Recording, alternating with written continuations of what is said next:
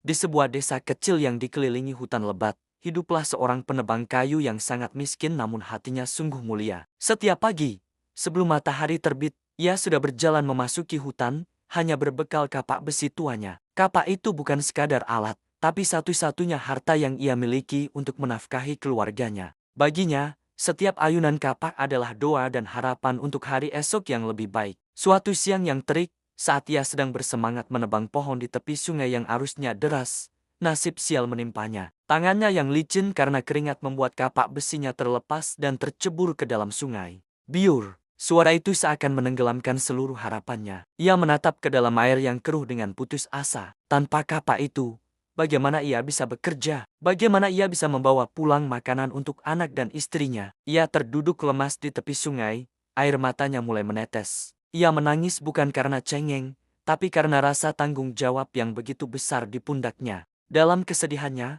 tiba-tiba permukaan sungai beriak dan memancarkan cahaya keemasan yang menyilaukan. Dari tengah riak itu, muncul sesosok dewa sungai yang agung dan berwibawa. Sang dewa menatap penebang kayu itu dengan tatapan penuh simpati. "Wahai anak manusia, mengapa engkau menangis begitu pilu di tepi sungaiku?" tanya sang dewa dengan suara yang lembut namun menggema. Penebang kayu itu terkejut. Namun ia menjawab dengan jujur sambil menunjuk ke arah sungai.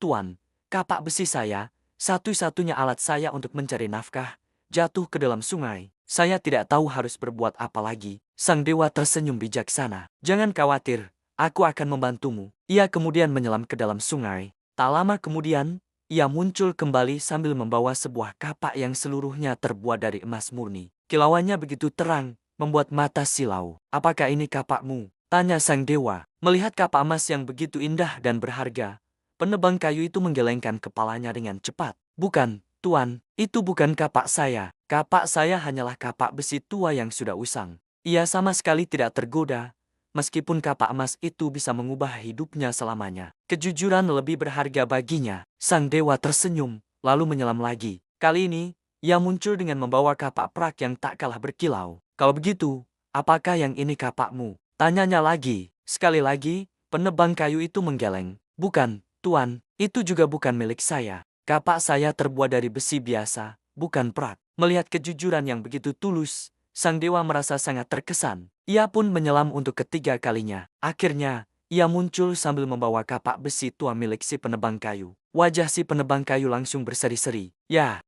itulah kapak saya. Terima kasih banyak, Tuan," serunya dengan gembira. Sang dewa tersenyum lebar. Ia menyerahkan kapak besi itu kepada pemiliknya. "Anak manusia, aku sangat terkesan dengan kejujuranmu. Kamu tidak serakah dan tidak mengambil apa yang bukan hakmu, meskipun kamu punya kesempatan." Kemudian, sang dewa melanjutkan, "Sebagai hadiah atas kejujuranmu yang luar biasa, ambillah juga kapak emas dan kapak perak ini. Anggaplah ini sebagai berkah karena hatimu yang lurus dan bersih."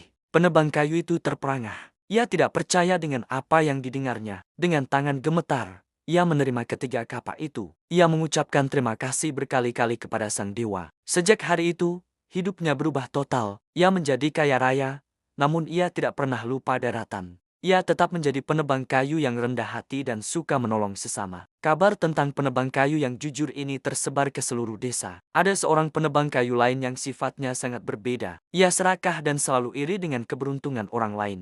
Mendengar cerita itu, timbullah niat jahat di hatinya. "Kalau begitu caranya, aku juga bisa jadi kaya," pikirnya. Keesokan harinya, ia sengaja pergi ke tepi sungai yang sama. Dengan pura-pura, ia melemparkan kapak besinya ke dalam air.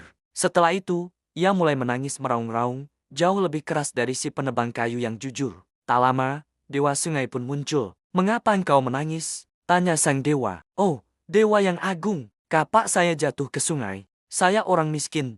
Bagaimana saya bisa hidup tanpanya?" jawabnya dengan nada dibuat-buat sedih. Sang dewa, yang sudah tahu niat busuknya, tetap menyelam ke dalam sungai. Pertama, ia muncul dengan membawa kapak emas. "Apakah ini kapakmu?" tanyanya. Tanpa berpikir panjang, si penebang kayu serakah itu langsung berteriak, "Ya, benar. Itu kapak saya. Cepat berikan padaku." Matanya berbinar-binar penuh ketamakan. Mendengar jawaban itu, wajah sang dewa berubah menjadi murka. "Pembohong! Kamu adalah orang yang serakah dan tidak jujur. Beraninya kamu mencoba menipuku," bentak sang dewa dengan suara menggelegar. Karena kebohongannya, dewa sungai tidak hanya menolak memberikan kapak emas dan perak, Tapi ia juga tidak mengembalikan kapak besi milik si penebang kayu serakah. Dewa itu lenyap ke dalam sungai, meninggalkan si penebang kayu yang tamak itu dengan tangan hampa. Ia kehilangan segalanya karena keserakahannya. Ia pulang dengan penyesalan yang mendalam, menyadari bahwa kejujuran adalah harta yang paling berharga, sedangkan ketidakjujuran hanya akan membawa celaka.